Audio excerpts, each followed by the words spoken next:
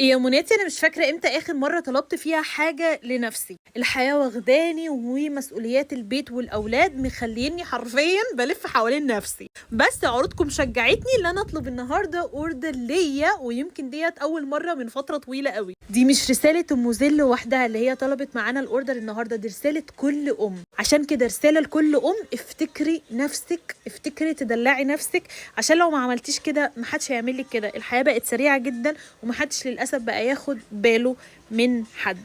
فخدي بالك من نفسك ودلعي نفسك وشبرقي على نفسك. وتعالوا نشوف ام زين طلبت ايه. مبدئيا كده هحط لها الهدايا بتوعنا، هحط لها توكا ستان باللون النبيتي. يلا خلينا نفرفش شويه.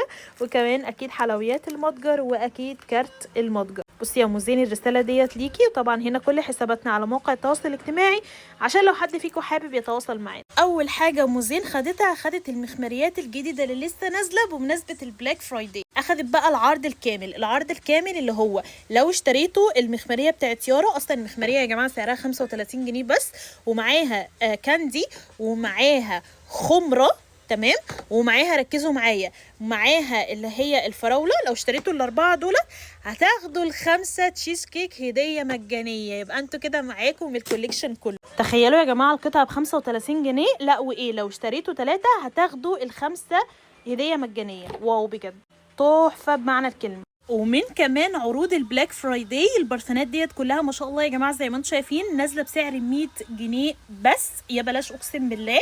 فاخدت البرفيوم اللي هو بريحه سو سكسي.